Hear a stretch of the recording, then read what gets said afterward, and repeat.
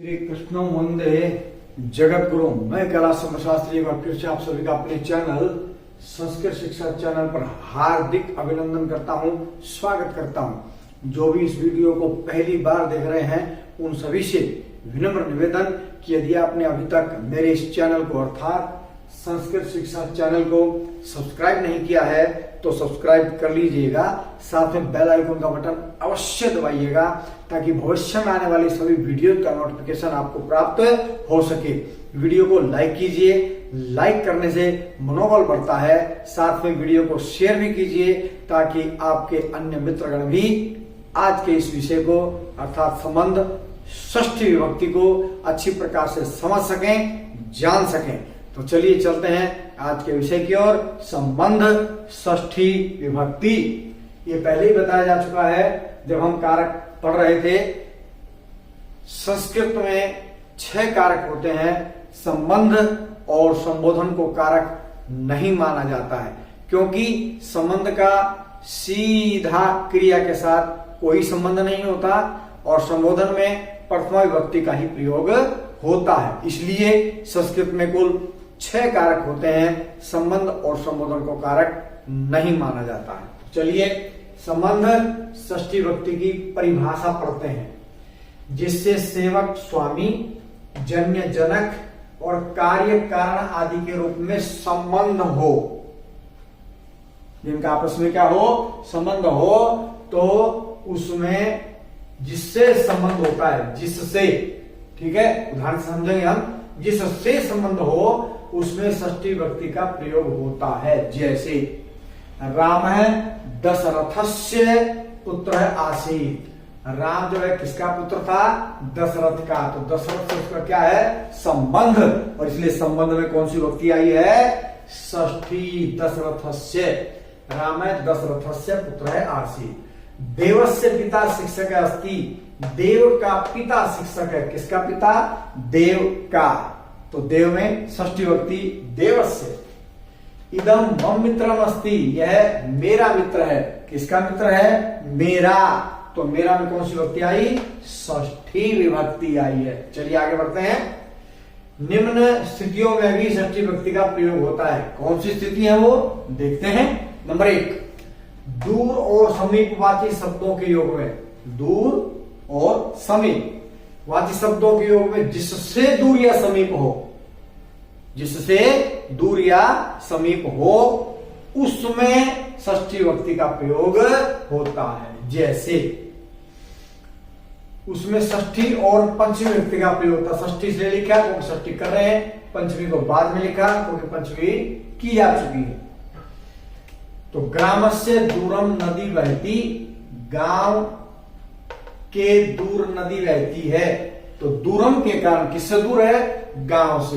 जैसे ग्रामार्थ एकदम फिट बैठता है, लेकिन षष्ठी विभक्ति का भी इसमें प्रयोग होता है। वैसे इसके अंदर एकदम सटीक बैठती है, ठीक बैठती है। ग्रामार्थ दूरम नदी बहती। गांव से दूर नदी बहती है। अपादान कारक में से होता है चिन्ह, लेकिन दूरम में जिससे दूर हो वहां षष्ठी विभक्ति का भी प्रयोग होता है। इसलिए आप ग्रामस्य या ग्रामा जिसका भी प्रयोग करोगे दोनों ही ठीक है। आगे बढ़ते हैं। नगरस्य समीपम नदी बहती। नगरात समीपम नदी बहती। ये पंचमी विभक्ति है और ये षष्ठी विभक्ति है। दोनों ही ठीक है। किसके समीप है, नगर के या नगर से। तो इसलिए उसमें कौन सी विभक्ति आई, षष्ठी या पंचमी। विद्यालय से दूरम देवालय अस्ति या विद्यालयात दूरम देवालय अस्ति। विद्यालय से दूर देवालय है। देवालय मतलब मंदिर, देव मंदिर, देव का घर, देव जमालय, देवालय है। तो जिससे दूर हो उसमें षष्ठी विभक्ति का या पंचमी विभक्ति का प्रयोग होता है। आगे बढ़ते हैं। हेतु, जिसको कारण कहते हैं, जिसके हिंदी कारण है। हेतु शब्द के योग में कारणवाचक शब्द और हेतु शब्द में षष्ठी विभक्ति का प्रयोग होता है। यानी कि कारण में या हेतु में, उनमें षष्ठी विभक्ति का प्रयोग होता है। जैसे छात्र अध्ययनस्य हेतु छात्रावासे तिष्ठति। छात्र अध्ययन के हेतु, हेतु मैंने कारण, किसके हेतु, अध्ययन के। यदि उसे अध्ययन नहीं करना होता पढ़ाई नहीं करनी होती तो छात्रावासे तिष्ठति, छात्र अध्ययन के लिए छात्रावास में रहता है। यदि अध्ययन नहीं करना होता तो छात्रावास में, ये हॉस्टल में नहीं रहता। तो कारण क्या है? अध्ययन। इसे अध्ययन में कौन सी विभक्ति आई? षष्ठी। रमा नृत्य से हेतु नृत्यशाला गच्छति, रमा नृत्य के हेतु, नृत्य के कारण नृत्यशाला में जाती है, नृत्य की पाठशाला में जाती है। इनकी उसे नृत्य सीखना है, डांस सीखना है, इसलिए डांस क्लासेस में वो जाती है। अगर ऐसा नहीं होता तो वो नृत्यशाला में नहीं जाती, नृत्य हेतु नहीं होता। तो हेतु नृत्य है, इसलिए नृत्य में षष्ठी विभक्ति का प्रयोग हुआ है। आगे नंबर 3, स्मृति धातु। स्मृति का अर्थ होता है स्मरण करना, याद करना। तो स्मृति धातु के योग में जिसका स्मरण किया जाए अर्थात जिसको याद किया जाए उसमें षष्ठी विभक्ति का प्रयोग होता है। जिसको भी याद करें, जिसको भी स्मरण करें उसमें षष्ठी विभक्ति। जैसे बालः मातु स्मृति, बालक माता को याद करता है। माता को, कर्ता ने कर्म को, द्वितीय विभक्ति नहीं आई, स्मृति के कारण मातृ शब्द में षष्ठी विभक्ति का प्रयोग हुआ, मातुः। बालः मातु स्मृति, बालक माता को याद करता है। राम है पितुः स्मृति, राम पिता को याद करता है। तो पिता को कर्म कारक होता है, लेकिन स्मृति के कारण षष्ठी विभक्ति का प्रयोग हुआ है, पितुः। चलिए आगे बढ़ते हैं। षष्ठी विभक्ति में आगे बढ़ते हैं। तुल्य अथवा समानतावाचक शब्दों में, यानी कि जब तुलना की जाए अथवा समानता बताई जाए, तुल्य अथवा समानतावाचक शब्दों में जिससे समानता दिखाई जाए, जिससे समानता दिखाई जाए उसमें षष्ठी और तृतीया विभक्ति का प्रयोग होता है। जैसे स रामस्य तुल्य अस्ति, वह राम के तुल्य है, राम के समान है। किसके समान है? राम के, इसलिए रामस्य षष्ठी विभक्ति का प्रयोग हुआ है। और अथवा रामेण भी तृतीया विभक्ति का भी प्रयोग किया जा सकता है, फिट बैठता है रामस्य। स रामस्य तुल्य अस्ति, वह राम के तुल्य है। काके की आ रहा है, संबंध कारक है, समझ में भी आ रहा है एकदम कि भाई काके की है, षष्ठी विभक्ति होगी।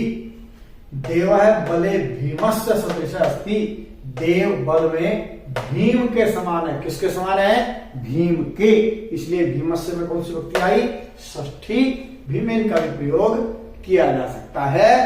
देव है बले भीमेन सदृश है अस्ति। अंत में आइए, जब बहुतों में से एक को छांटा जाए, बहुत संख्या है और उस संख्या में से किसी एक को छांटना हो, श्रेष्ठ बताना हो, अच्छा बताना हो, तो उसमें भी षष्ठी और सप्तमी विभक्ति का प्रयोग होता है। जैसे छात्राणाम देव है कुशल है अस्ति, छात्रों में देव कुशल है। तो यहां पर कौन सी विभक्ति ठीक बैठती है? छात्रेषु। अगर देखें तो छात्रेषु का अर्थ है छात्रों में, सीधा अर्थ निकल रहा है उसका, लेकिन छात्रा नाम का प्रयोग होता है। षष्ठी विभक्ति कर रहे हैं तो इसलिए पहले षष्ठी विभक्ति लिखा है। तो छात्राणाम देवः कुशल अस्ति या छात्रेषु देवः कुशल अस्ति। कविनाम कालिदास श्रेष्ठ अस्ति, कवियों में जो है कालिदास श्रेष्ठ है।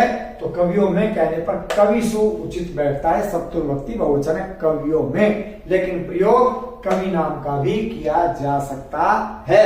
कवि नाम कालिदास श्रेष्ठ अस्ति तो भी वाक्य ठीक है, कविसु कालिदास श्रेष्ठ अस्ति तो भी वाक्य ठीक है। यदि वाक्य शुद्धिकरण में आए तो वहां आप कवि नाम और कविसु दोनों का प्रयोग कर सकते हैं।